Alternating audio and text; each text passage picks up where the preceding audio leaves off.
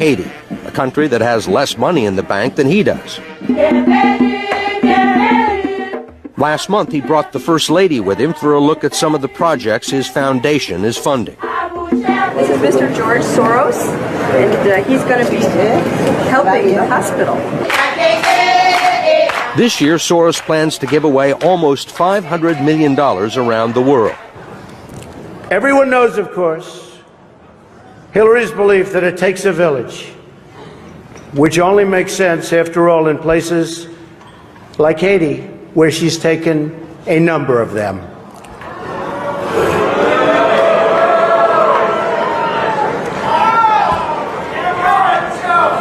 Thank you. In 2010, right after the devastating earthquake, 33 children were smuggled out of Haiti. The woman who was arrested, Laura Gaylor Silsby, said they were orphans who were about to be adopted in the US. Upon investigation, however, it turned out most of these children were not orphans. They were later reunited with their parents. Furthermore, there were no adoption papers to be found. These kids had simply been abducted, stolen from their parents. Who exactly is this Laura Gaylor Silsby? First of all, she was on the board of directors of Alert Sense, the company that provides the technology for Amber Alert. Amber Alert is the broadcast emergency response to recover abducted children. Isn't that an interesting paradox? A convicted child trafficker? Yes, she was found guilty and convicted, connected to Amber Alert, set up to rescue children? Secondly, this lady is the founder of the Baptist organization New Life Children's Refuge, an orphan rescue mission for Haiti. Sounds to me like she had a ways to smuggle children out of the country real easy. Nice cover.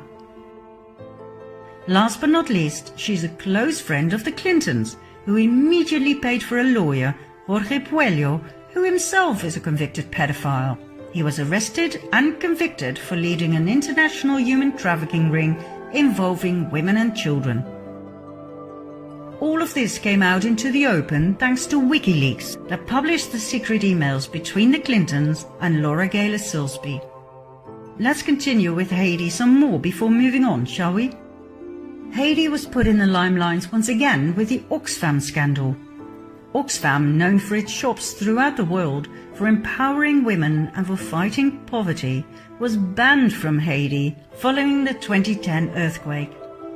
There were orgies with prostitutes, some of which were underage, in other words, with children. Leaked emails further confirm that $3 million were diverted from Haitian relief funds via the Clinton Foundation to pay for Chelsea's extravagant 2010 wedding. When Trump called Haiti a shithole, the whole world went mad. But he was right. What he referred to was what the so-called non-profit organizations had turned the island into after the earthquake. The Red Cross collected $500 million for Haiti, and all it did was build 6 houses. The Clinton Foundation ruthlessly misappropriated the earthquake donations from international donors and got away with it. Klaus Eberwein, a former government official of Haiti, due to testify about the Clinton corruption, was found dead with a bullet in his head only days before the trial on July 12, 2017. Monica Peterson, the young social anthropologist who went to Haiti to investigate human trafficking on the island and who tweeted some critical thoughts about the Clinton Foundation, was found dead by hanging shortly after, in November 2016. Her death was ruled suicide. And when surgeon Dr. Dean Lorek openly vented his disgust about the corruption by the Clinton Foundation that he himself witnessed while trying to save lives on the island, he too ended up dead. In December 2017, he was found on the bathroom floor of his apartment in New York with a knife in his chest. His death too was ruled suicide. But hey, let's not dwell on the many suicides surrounding the Clintons. Let's go back to one of Q's often repeated sentences. Symbolism will be their downfall. In 2007, the FBI released a bulletin with symbols used by pedophiles to identify their sexual preferences and to communicate where to find both each other and their prey.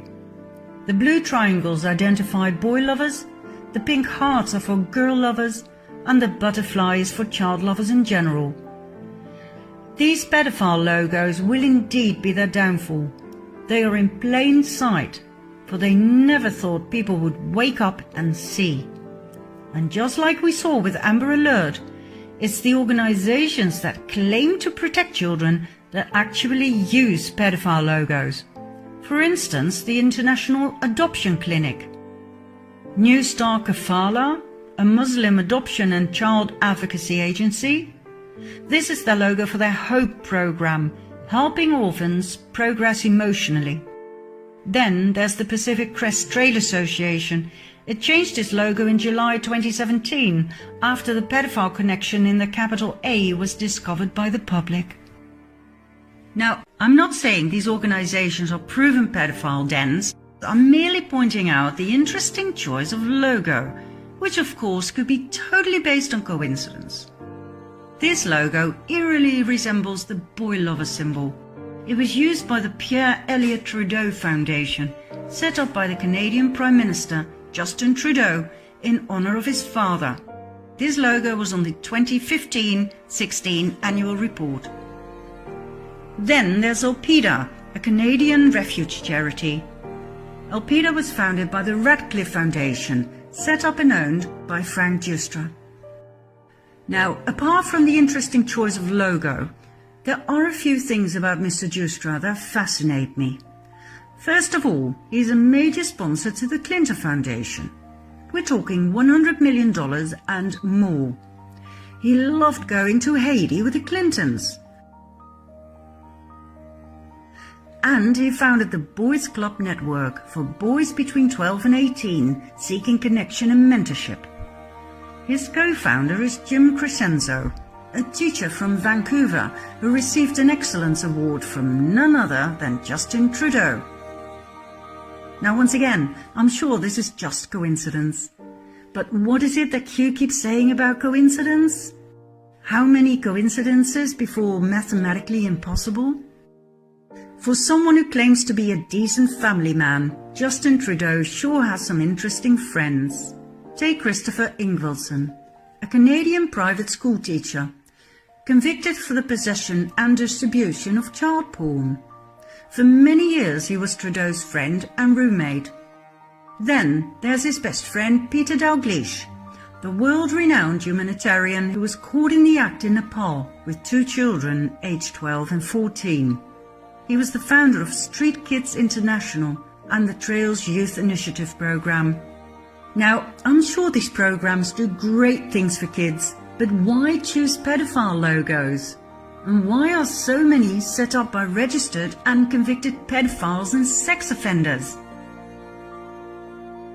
I mean, if you're a pedophile, wouldn't it be great to have your own child protection program?